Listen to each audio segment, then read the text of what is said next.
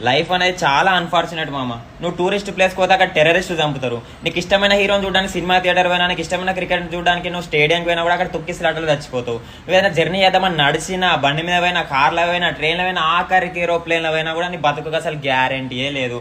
ఇదంతా కాదు, లైఫ్ మంచిగా సెటిల్ చేసుకొని పెళ్లి చేసుకొని ఏదైనా హనీమూన్ పోదామంటే అక్కడ పెళ్ళని చంపుతుంది. మంచిగా చదువుకుందాం, ఏదైనా సాధిద్దామని అనే ఒక రూమ్లో కూర్చున్నా కూడా ప్లేన్ వచ్చి ఆ రూమ్ మీద వాడి వాళ్ళు చచ్చిపోతారు.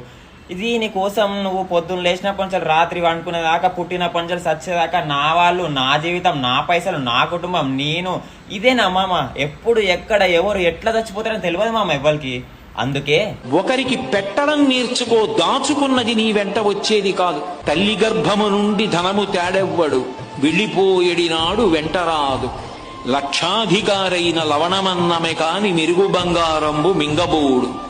విత్తమార్జన చేసి విర్రవీగుట గాని కూడబెట్టిన సొమ్ము కుడువలేడు. పుందుగా మరుగైన భూమి లోపల పెట్టి దాన ధర్మము లేక దాచి దాచి తుదకు దొంగలకిత్తురో దొరలకవునో. తల్లి కడుపులోంచి వచ్చినప్పుడు తెచ్చుకున్నది ఏదీ లేదు. అమ్మ కడుపులోంచి వచ్చినప్పుడు ఎలా వచ్చాడో వెళ్ళిపోయేటప్పుడు కూడా అంతే.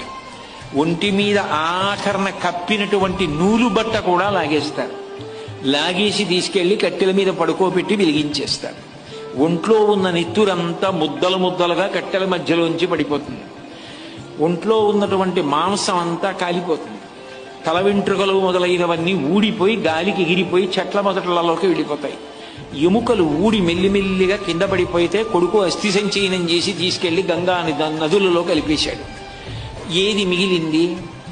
ఇలా ఇలా ఉన్నన్నాళ్ళు చూపించి బోరలు విరిచినటువంటి వాడు తుట్టదొదకు ఏమయ్యాడు? పిడికెడు బూడిదయ్యాడు.